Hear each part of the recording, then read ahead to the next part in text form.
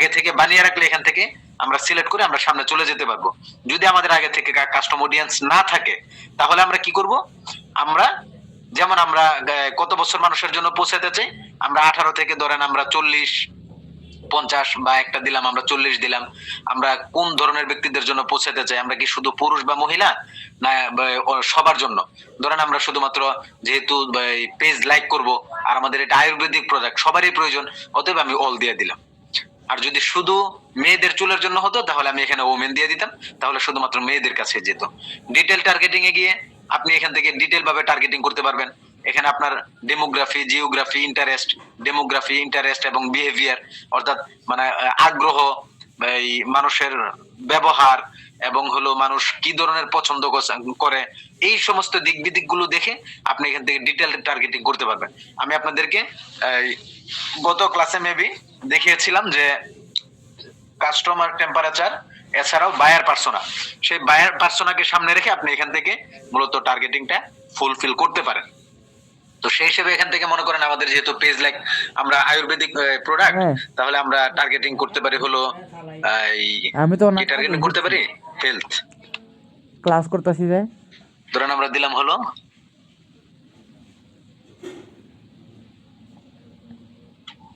যেমন সবার কাছে পৌঁছানোর জন্য আমি সমস্ত রকমের মোবাইল ডিভাইস আছে এটা দিয়ে দিলাম। আমি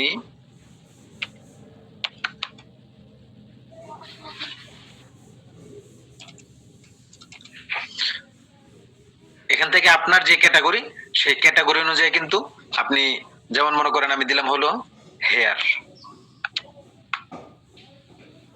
হেয়ার হেয়ার প্রোডাক্ট, এই যে দেখেন hair product, hair film, hair style, hair.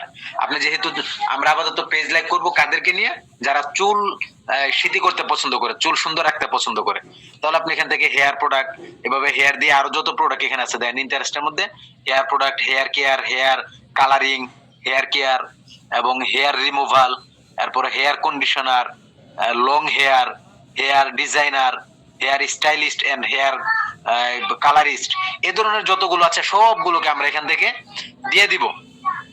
এখান থেকে আমরা সিলেক্ট করে দিব। যখন আমরা এখান থেকে এই অডিয়েন্স আমরা সিলেক্ট করে ফেললাম, দেন হলো আপনি চাইলে এই অডিয়েন্সটাকে এটাতে সেভ অডিয়েন্স ক্লিক করলে আপনি চাইলে এই অডিয়েন্সটাকে এখানে যেই নাম লিখে আপনি অডিয়েন্সটাকে এখানে ক্লিক করলে সেভ হয়ে যাবে, আপনি এটাকে সেভ করতে পারবেন। এছাড়া আরেকটা কাজ হলো যদি এখান থেকে করতে না চান, আমরা অবশ্যই এখান থেকে করব না, আমরা করব আমরা চলে যাব এটাতে ক্লিক করব, ক্লিক করে এখান থেকে আমরা অ্যাপ্লাই ভ্যালু রেজাল্ট অথবা রানিং স্টেন কারেন্ট স্টেপ যেটা আছে, আমরা অবশ্যই further limit the reach of your ads এটাতে আমরা যাব না, আমরা বরং apply value routes with advantage on আমরা এটা কাজ করব। এটাতে অনেক সময় কাজ করব না, ফেসবুক রিকমেন্ডেড করতেছে এটা, তাহলে পটেনশিয়াল আউটকাম আসার জন্য আমরা এই স্টেইন কারেন্ট সেটআপ যেটা আছে আমরা এটাতেই থেকে যাব, অর্থাৎ আমরা রানিং যেভাবে কাজটা অলরেডি করতেছি এটার মধ্যে। দেন হলো আমরা চলে গেলাম প্লেসমেন্ট, প্লেসমেন্টে আমরা কি দিব, প্লেসমেন্ট কি আছে, অ্যাডভান্টেজ চালু আছে, আপনি চাইলে এখান থেকে ম্যানুয়াল ভাবে করতে পারেন। বর্তমানে ফেসবুক চায় যে আপনি অ্যাডভান্টেজেই চালান, তাহলে ফেসবুক আপনাকে বেশি এই রেজাল্ট দিতে পারবে। তবে আপনি ম্যানুয়ালে চালাইতে গেলেও আপনি চালাতে পারবেন, যেমন আমাদের ফেসবুক শুধুমাত্র, তাহলে ফেসবুকের কোথায় কোথায় আমাদের চলবে, Facebook profile feed, Facebook feed এবং যতগুলো আছে সবগুলো আমাদের এখানে, Facebook stories, Messenger stories, Facebook reels, যত কিছু আছে সব কিছু কিন্তু আমাদের এখান থেকে দেখিয়ে দিয়েছে। সুতরাং আমরা আপাতত এখান থেকে করব কি, আমরা অ্যাডভান্টেজই রেখে দেব, আপাতত আমরা ম্যানুয়ালে যাব না, ফেসবুক এটাই ইয়া করবে।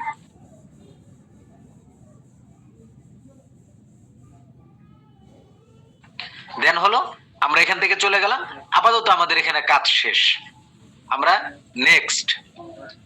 নেক্সটে চলে গেলাম। অ্যাড, প্রথম আমরা ক্যাম্পেইনে কাজ করলাম, অ্যাড সেটে কাজ করলাম, দেন হলো অ্যাডসে কাজ করব। অ্যাডসে এসে আমরা আবার নামটা সেই পুরানো যেটা আছে এটাকে আমরা এখানে এডিট করে দিব।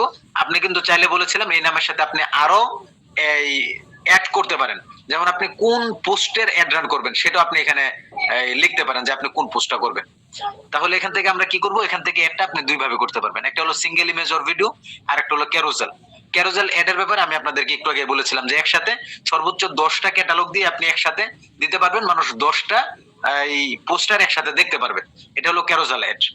তো এখান থেকে আমরা ক্রিয়েট অ্যাড না দিয়ে আমরা ইউজ এজ এক্সিস্টিং পোস্ট এটা দিতে পারি।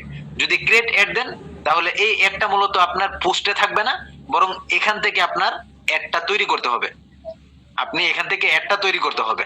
আমরা আপাতত এক্সিস্টিং পোস্টে চলে যাব। এক্সিস্টিং পোস্টটা হলো যে ফাইনালি আপনার প্রোফাইলের মধ্যে যে পোস্টগুলো করা আছে সেখান থেকে আপনি একটা সিলেক্ট করবেন। আমি ধরেন এখান থেকে যে কোনো একটা কিছু আমি এখান থেকে সিলেক্ট করে ফেলতে পারবো। আমি ধরেন এখান থেকে একটা সিলেক্ট করে নিলাম, কন্টিনিউ দিয়ে দিলাম। অর্থাৎ যেটা অলরেডি আমার ফাইনালি পেজের মধ্যে দেয়া আছে এটাকে সিলেক্ট করে দিলে আমার এখানে যে এই যা কিছু আছে সবকিছু আমার এখানে অলরেডি হয়ে গেছে। এখানে button add to your post, অর্থাৎ আমার পোস্টে কোন বাটন থাকবে সেটা হলো এখানে একদম স্পেসিফিক হয়ে গেছে, ভিজিট পেজ লাইক। আমি এখান থেকে নো বাটন দিলে হবে না, আমাদের দিতেই হবে। যেমন ভিজিট ফেসবুক পেজ, সেখানে লাইক করবে এবং আমাদের পেজে চলে আসবে, যেহেতু আমরা পেজ লাইকের জন্য দিয়েছি। এখন আমরা যদি পেজ লাইক না দিয়ে ভিডিও কি বলে অন ইউর অ্যাড থেকে আমরা পোস্ট এঙ্গেজমেন্ট দিতাম অথবা অন্য কোনো অ্যাড দিতাম, তাহলে এখানে আরো অনেকগুলো আসতো, লার্ন মোর, মেসেজ, এরপরে কল, ইমেল, এই ধরনের আরো অনেকগুলো কল টু অ্যাকশন বাটন আসতো। তো এখানে যেহেতু আমরা পেজ লাইক দিয়েছি, শুধুমাত্র ভিজিট পেজ ফেসবুক পেজ এটা এসছে এবং এটা এখানে থাকবে। তো থাকার পরে আমরা এখান থেকে মোটামুটি আর কোনো কাজ নাই, একটা ছোট কাজ আছে, সেটা হলো আমরা এখানে মেসেজ সিলেক্ট করে দিব। মেসেজ সিলেক্ট করার জন্য, আচ্ছা ওটা আমাকে এখনো দেখাচ্ছে না, আমরা দিয়ে দিলাম হলো নো বাটন না, আমরা বরং এখানে দিব হলো ভিজিট পেজ। ভিজিট পেজ দেওয়ার পরে যে যেহেতু না সরি আমাদের এখানে এই মুহূর্তে মেসেজ দেখাবে না, যে আমরা যেহেতু সে আমাকে কোনো মেসেজ দিবে না, পেজ লাইক করবে, এজন্য আপাতত আমাকে এখানে মেসেজ সে দেখাবে না। তারপর একটু দেখি না, আমাকে মেসেজ এখানে দেখাবে না। যদি আমরা অন্য কোনো এই ক্যাটাগরি নিতাম তাহলে এখানে একটা মেসেজ অটো মেসেজ সেট করার ব্যবস্থাপনা থাকে। যেমন মনে করেন আমরা যেহেতু সব দেখিয়ে ফেলেছি, আমরা মনে করেন এখান থেকে দিলাম হলো এঙ্গেজমেন্টে দিলাম, আমরা অ্যাডস এর থেকে আমরা এটাকে একটু চেঞ্জ করে দিতে পারি। যেমন মনে করেন ইনস্ট্যান্ট না দিয়ে আমরা দিলাম হলো মেসেজ ডিরেকশন, আমরা এটা চেঞ্জ করে দিলাম। হ্যাঁ, মেসেজ ডিরেকশনে এসে ফাইনাল হয়ে গেল। ওকে, আমরা অ্যাড থেকে দেখি আমাদেরকে এখন সেই অপশনটা দিবে। দেখেন ক্রিয়েটেড, আমরা সিঙ্গেল ভিডিও or এটা আমরা এই ক্রিয়েট সেটআপ ইট ইমেজ ভিডিও না, আমরা এক্সিস্টিং পোস্টে চলে যাব। এক্সিস্টিং পোস্ট, এই যে ক্রিয়েটেড থেকে আমরা ইউজ এক্সিস্টিং পোস্ট, আমাদের যেহেতু অলরেডি পেজের মধ্যে পোস্ট করা আছে, আমরা একটা পোস্ট নিয়ে নিলাম, ওকে করলাম। ওকে করার পরে আমি শুধুমাত্র এটা চেঞ্জ করেছি আপনাদেরকে মেসেজটা দেখানোর জন্য, যেটা গুরুত্বপূর্ণ একটা বিষয়, যে অটো মেসেজ আপনি কোথা থেকে অ্যাড রানের মধ্যে দিবেন। তো সেখান থেকে কল টু অ্যাকশন বাটন কি না, no no no no no visit profile,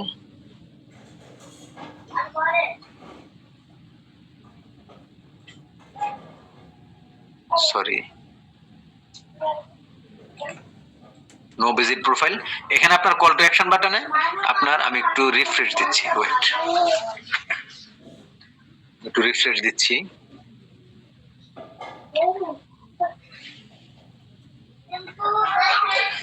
আমি একটু রিফ্রেশ দিচ্ছি, দেখি কি আসে।